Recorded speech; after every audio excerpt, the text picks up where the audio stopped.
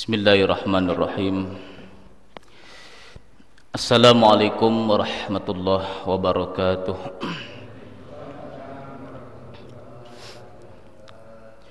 Bismillahirrahmanirrahim. Alhamdulillahilladzi faqahana fid din wal 'aqibatu lil muttaqin wala 'udwana illa 'alal zalimin. Asyhadu an la ilaha illallah wahdahu la syarikalah wa asyhadu anna sayyidana wa nabiyyana Muhammadan abduhu wa rasuluhu la nabiyya ba'dah. Allahumma salli wa sallim wa barik ala sayyidina wa maulana Muhammad wa ala alihi wa ashabihi wa man tabi'a hudah ila yaumiddin, amma ba'd. Jemaah Masjid Jami'atul Ummah yang dirahmati Allah Subhanahu wa taala, alhamdulillah senantiasa lidah kita, hati kita memuji dan bersyukur kepada Allah Subhanahu wa taala yang melimpahkan rahmat, taufik dan hidayah kepada kita semua. Kita dibimbingnya kembali bisa melaksanakan salat subuh berjamaah, dan tak lupa pula kita di dalam masjid ini selalu berniat nawaitu an atakifa fi hadzal masjid sunnatan lillahi taala. Sengaja aku beriktikaf di masjid ini sunat atasku karena Allah. Salawat serta salam marilah kita sampaikan kepada junjungan kita Nabi besar Muhammad sallallahu alaihi wasallam beserta para keluarga, sahabat, zuriat dan pengikut beliau hingga akhir nanti. Qala al-musannif rahimahullahu taala wa nafa'na bihi wa bi 'ulumihi lakum fid dharain amin. Wa min akhlaqihim radhiyallahu taala anhum. Bahagian yang kedua, akhlak daripada para sahabat, tabi'in dan tabi'it tabi'in dan ulama-ulama salaf terdahulu. Yang kedua adalah kasratu tafidihim illallahi ta'ala fi amri anfusihim wa auladihim wa ashabihim fala yakunu mu'awwaluhum fi amri hidayatihim illa alaihi azza wa jalla.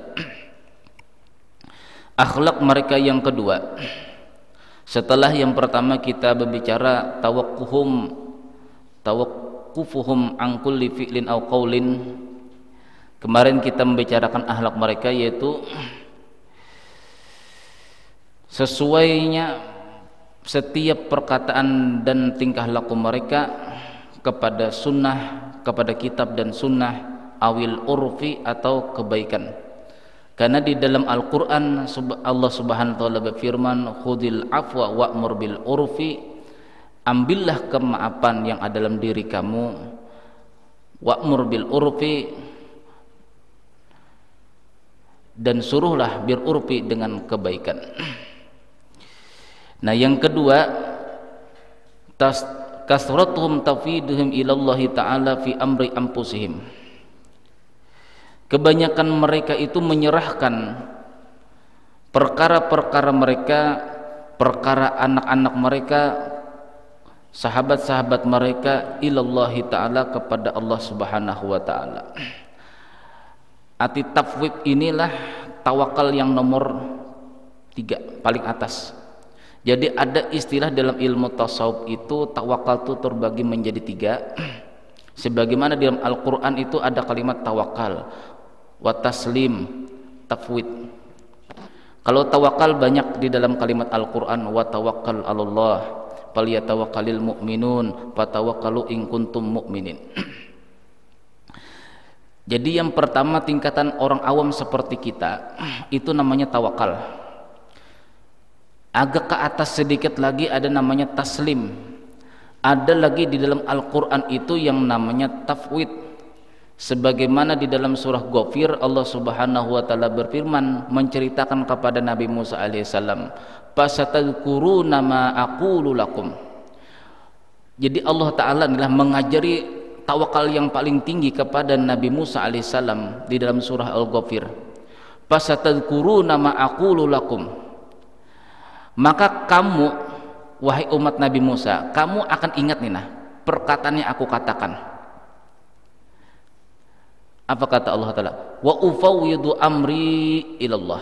Aku berserah, tawakal sama sekali ilallah, kepada Allah. Nah, jadi ada kalimat namanya tawakal, taslim, tafwid itu di dalam Al-Qur'an. Sehingga kalau kita simpulkan bahwasanya menyerahkan segala sesuatu itu kepada Allah ada 3 tingkatan. Yang pertama tawakal.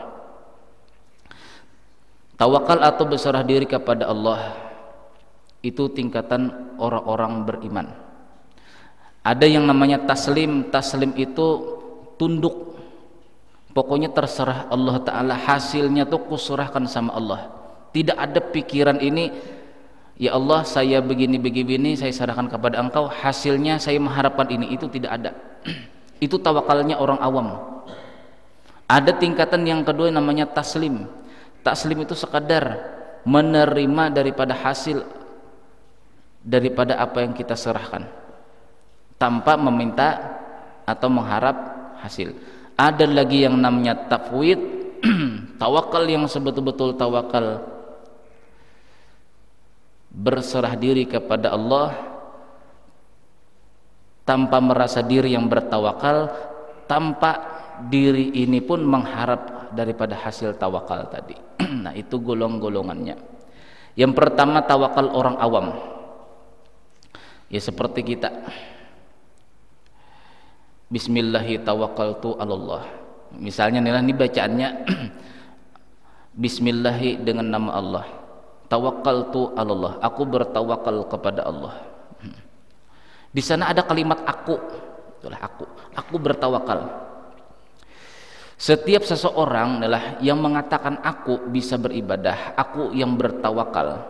Maka setiap kita yang mengatakan aku yang bisa bertawakal, ternyata hasil daripada tawakal tadi tidak sesuai dengan yang kita harapkan, lalu timbul sakit hati, ya kan? Ya Allah, saya ada perkara begini, saya bertawakal kepada Engkau. Lalu ternyata yang kita harapkan dengan berdoa tersebut ingin hasil seperti ini, ternyata Allah Ta'ala tidak menginginkan permintaan kita, lalu sakit hati. Ini tawakalnya orang awam. Nah, sebagaimana Allah Ta'ala menceritakan tawakalnya Nabi Musa, ya, tawakalnya Nabi Musa alaihissalam di dalam surah Toha, Allah Ta'ala menceritakan wa ma tilka biyaminika ya Musa. Di saat Nabi Musa mengembala domba atau kambing lah, Allah Ta'ala bertanya. Ini bukan salah Nabi Musa, bahkan inilah yang menjadi pelajaran bagi kita. Wa ma tilka biyaminika ya Musa. Wahai Musa, ada apa yang ada di tangan kanan kamu? Nabi Musa megang tongkat yang dikasihkan oleh mertua beliau yang bernama Nabi Syuaib. Wa ma tilka biyaminika ya Musa. Wahai Musa, ada apa di tangan kanan kamu? Qala hiya asai. Wahai Allah, ini tongkat saya. Atawakkau 'alaiha. Saya bertawakal dengan tongkat ini tadi. Artinya dengan adanya tongkat begini bisa bekerja. Dengan adanya pangkat seperti ini aku bisa bekerja, bisa menghasilkan uang. Dengan bekerja begini aku bisa menghasilkan uang. Dengan aku berdagang aku bisa menghasilkan uang. Dengan aku mengajar dan lain sebagainya. Itu namanya tawakal kepada asbab. Nah, Nabi Musa ini disinggung Allah Ta'ala. Atawakkau 'alaiha. Wahai Allah, ini tongkat ini atawakkau 'alaiha. Saya berpegang teguh kepada ini. Wa ahussu biha 'ala ghanami. Dengan sebab tongkat ini saya bisa mengembala kambing. Nah, ini mulai dari perkataan Nabi Musa. Waliya fiha ma'aribu ukhra, dan lain sebagainya wahai Allah Ta'ala yang tongkat ini memberikan manfaat. Di saat tawakal Nabi Musa itu kepada asbab, itu Allah Ta'ala menegur. Qala alqiha ya Musa. Wahai Musa, kamu tawakal kepada tongkat, alqiha, sekarang lempar. Jangan bertawakal di situ wahai Musa. Disuruh Nabi Musa untuk melempar tongkat tadi.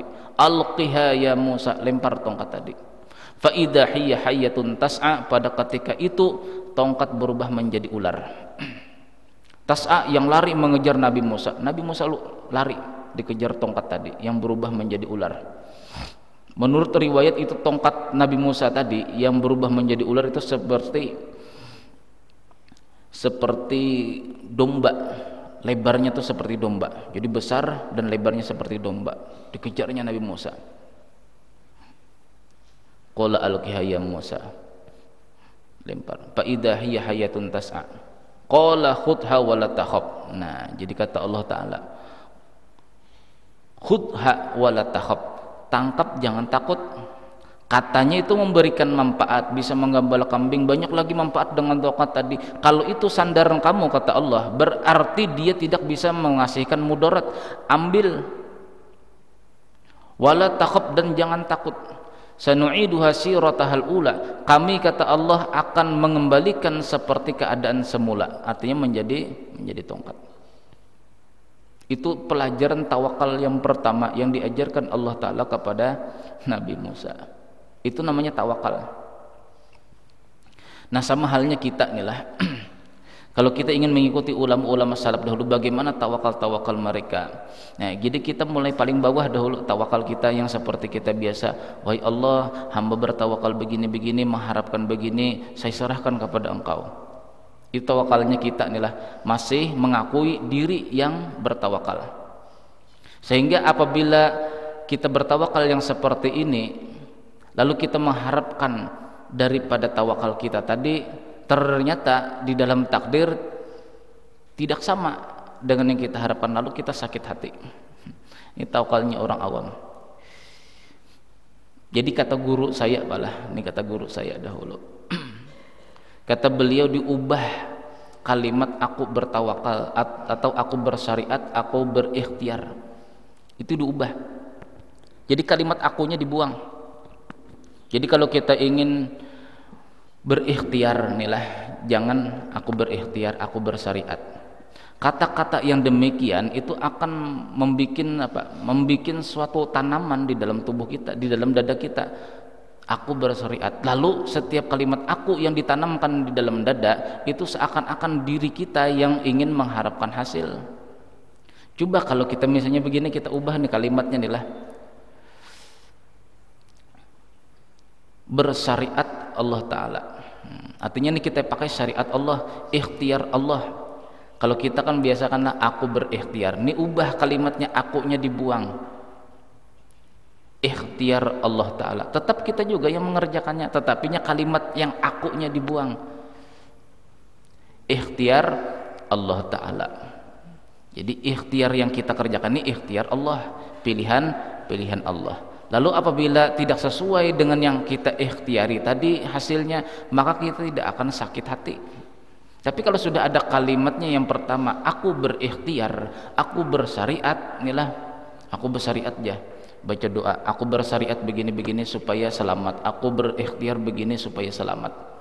Bila sudah kalimatnya tuh aku berikhtiar, maka apabila terjadi suatu musibah, kalimat aku berikhtiar tadi akan keluar daripada dada kita. Lalu kita mengatakan, bah, aku sudah juga berikhtiar, ternyata hasilnya begini. Aku sudah juga bersyariat, ternyata hasilnya begini. Lalu timbul mengeluh.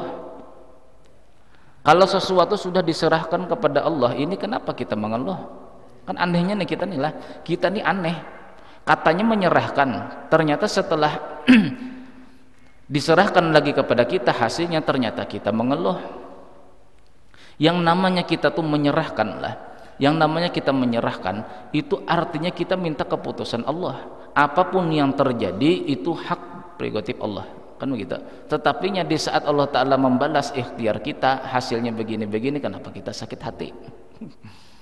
Itu dikarenakan kalimat aku tadi. Nah, aku berikhtiar, aku bersyariat. Jadi ubah kalimat aku tadi, diubah ikhtiar Allah. Nah, itu artinya ini pilihan Allah, ini syariat daripada Allah. Aku sekedar melaksanakan perintahnya. Nah, itu kalau ingin meningkatkan lagi inilah daripada tawakal kepada taslim. Taslim itu artinya tunduk, patuh terhadap takdir yang sudah ditentukan Allah Ta'ala melalui ikhtiar yang kita kerjakan. Supaya jangan sakit hati inilah. Terkadang orang tawakal tuh sakit hati. Ada lagi yang tambah pusing itulah bila bertawakal atau berikhtiar inilah atau bersyariat tadi hasilnya begitu-begitu juga aja, mendingan aku berdiam. Nah, ini lebih parah lagi yang seperti ini kan. Nah, itu tingkatan orang awam seperti kita inilah. Kita tingkatkan lagi kepada taslim tadi, artinya tunduk, artinya terserah Allah Ta'ala. Contohnya, ya Allah, saya memohon kepada Engkau akan kebaikan begini, begini, begini, dan saya serahkan semuanya kepada Engkau. Hasilnya apa juga pun.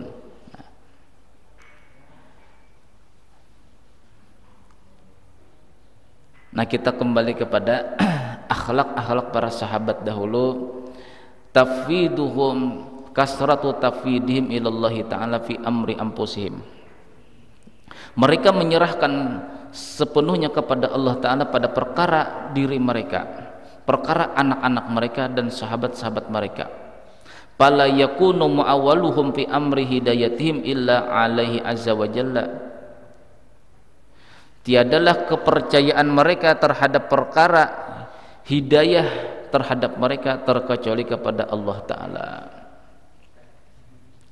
Wala yatlubuna syai'an qattu bi anfusihim hum ghaibuna anil istinadi ilallahi ta'ala. Mereka tidak pernah menuntut segala sesuatu apa juga pun terhadap diri dengan sebab diri mereka melaksanakan tawakal. Wahum ghaibuna, karena keadaan mereka di dalam hati mereka, ghaibuna anil istinadi ilallahi ta'ala, mereka itu kosong daripada bersandar kepada selain Allah. Nah, itu alasannya kita ini tidak bisa menuntut sesuatu daripada syariat yang ikhtiar yang kita laksanakan atau syariat yang kita laksanakan, itu dikarenakan kita ini masih bersandar kepada selain Allah. Kita itu sakit hati dikarenakan kita masih menyandarkan kepada makhluk. Itu gara-garanya. Wa qad kana waladi Abdurrahman laisat lahu da'iyatun ila talibi ilmi. Ini contoh nih lah ulama salaf dahulu. Adalah kata pengarang kitab ini, waladi, anakku laki-laki yang bernama Abdurrahman, laisat lahu da'iyatun ila talibil ilmi. Anakku dahulu itu tidak ada condong untuk menuntut ilmu agama. Wa kuntu fi hasrin azimin min jihatihi, dan aku, kata pengarang kitab ini, jadilah aku fi hasrin azimin min jihatihi, selalu dibayang-bayangi perkara besar daripada arah anak ini, tidak mau menuntut ilmu, lalu dibayang-bayangi ke sana, kepikiran anak tidak mau menuntut ilmu agama, ke sini pikiran anak tidak mau menuntut ilmu agama. Lalu setelah itu kata beliau, falhamaniyallahu ta'ala, kemudian Allah Ta'ala mengilhamkan kepadaku. Apa ilham Allah Ta'ala? An ufawwidha amrahu ilahi, bahwasanya aku harus berserah semata-mata kepada Allah Ta'ala. Fafa'altu, kemudian aku kerjakan. Nah, jadi ini tafwid di sini, tawakal sepenuh-penuhnya kepada Allah. Ya Allah, ini datang daripada sampian, maka sampian pula yang menyelesaikan. Itu tafwid. Tingkatan tawakal yang paling tinggi itu bagaimana caranya? Kalau tingkatan awam tadi seperti tadi, tingkatan taslim yang kedua tadi, yang ketiga, tingkatan yang ketiga yang seperti diperkatakan oleh Allah Subhanahu wa taala kepada Nabi Musa di dalam Al-Qur'an, wa ufawwidu amri ilallah, aku berserah sepenuhnya kepada Allah. Caranya bagaimana? Ya Allah, yang mendatangkan perkara ini Engkau, yang menyelesaikan Engkau. Tutup buku. Itu tawakal yang paling tinggi, atau tafwid yang diajarkan Allah Ta'ala kepada Nabi Musa. Jadi kita nih kalau bisa nih jangan berharap lah tawakal itu yang paling rendah aja, jangan. Kalau bisa kita latih. Karena tuntutan kita di dalam dunia, kita ingin hasil yang lebih memuaskan. Inilah kenapa dengan perkara akhirat kita tidak mau hasil yang lebih memuaskan, yang lebih tinggi. Jangan terlalu tamak terhadap dunia, sedangkan dengan tamaknya kita kepada akhirat tidak ada. Kita tamak rakus dengan perkara dunia. Kenapa? Dengan akhirat kita tidak mau tamak. Kalau bisa tuntutlah derajat yang paling tinggi itu masalah perkara akhirat, jangan sampai dunia saja yang kita tuntut, bahkan perkara akhirat pun kita dituntut. Makanya istilah di dalam kalimat Al-Qur'an itu Rabbana atina fid dunya hasanah. Ya Allah, berikanlah kami kebaikan yang paling bagus di dunia dan wafil akhirati hasanah, dan di akhirat pun hendak juga kita bagus. Jangan hendak jadi orang awam aja nih lah, kasihan diri kita. Nah, jadi kata pengarang kitab ini, anakku tadi tidak mau menuntut ilmu agama, tidak ada condong untuk menuntut ilmu agama, dinasihati sudah juga. Nah, kemudian Allah Ta'ala mengilhamkan di dalam hatiku an ufawwidha amrahu ilahi, bahwasanya aku harus tafwid, menyerahkan sepenuh-penuhnya kepada Allah Ta'ala. Ini sudah dinasihati begini-begini, aku jar. Kebiasaan kita nih lah, dinasihati sudah juga, dibawa ke tuan guru sudah juga, anak ini nakalnya luar biasa. Aku diam aja sudah, pokoknya kulihatkan aja itu salah. Masih ada lagi tawakal yang paling habis, yaitu tafwid tadi, menyerahkan sesuatu sepenuh-penuhnya kepada Allah tanpa menuntut. Nah lah, tanpa menuntut. Bagaimana kalimatnya? Ya Allah, Engkau yang mengadakan ini, Engkau mengadakan masalah ini, Engkau pula yang akan menyelesaikan. Nah, kita ingat pelajaran sifat 20, mukhalafuhu ta'ala lil hawadis. Allah Ta'ala itu mukhalafah, berbeda dengan hawadis atau yang baharu. Setiap yang di alam ini Allah Ta'ala ciptakan serba dua. Itu tujuannya supaya kita yakin kepada Allah. Dan Allah Ta'ala mengerjakan sesuatu itu pasti dua. Tidak mungkin satu, inilah, tidak mungkin segala yang diciptakan Allah itu serba satu, tidak mungkin, serba dua. Jadi kalau kita sekarang nih lah, ini latihan kita dalam rumah tangga. Misal Allah Ta'ala menakdirkan kita kelaparan, yakin-yakin setelah lapar pasti kenyang. Tidak mungkin kita lapar sepenuhnya sampai kita mati, itu tidak mungkin. Misal lagi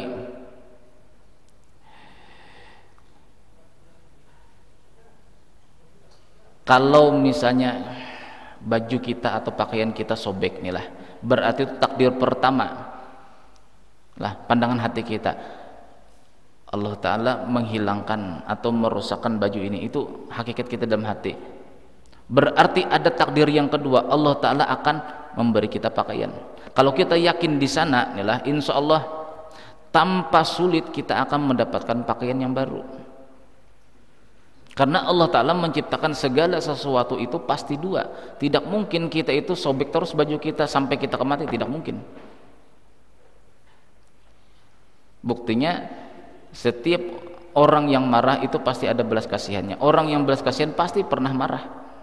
Nah, sama seperti ini, tidak mungkin Allah Ta'ala menciptakan segala sesuatu itu satu, pasti dua. Sekarang aku lapar, pasti Allah Ta'ala kenyangkan. Itu tawakal kita dahulu. Nah, bila sudah demikian baru kita bersyariat. Serahkan kepada Allah dahulu, pandang secara keyakinan bahwasanya Allah menciptakan segala sesuatu dua, baru kita bersyariat. Jangan bersyariat dulu baru pandangan keyakinan, itu salah. Yakin-yakin dengan Allah Ta'ala dulu baru diserahkan. Ini belum yakin baru menyerahkan. Siapa tahu salah menyerahkan proposal tadi, yang asal mulanya proposal kepada adminnya, ini diserahkan kepada satpam. Sampailah, belum tentu sampai, karena menyerahkan, karena kita belum yakin yang kita temui itu satpam kah, adminnya kah. Yakin-yakin dahulu bahwasanya Allah menciptakan segala sesuatu itu pasti dua. Jadi kalau kita lapar nih, berarti Allah Ta'ala menakdirkan satu, berarti takdir yang kedua pasti aku kenyang. Yakin-yakin dulu, bila sudah yakin baru kita bersyariat. Nah, itu latihan kita dalam rumah tangga adalah itu dua, serba dua. Serba dua. Jadi kata pengarang kitab ini, yaitu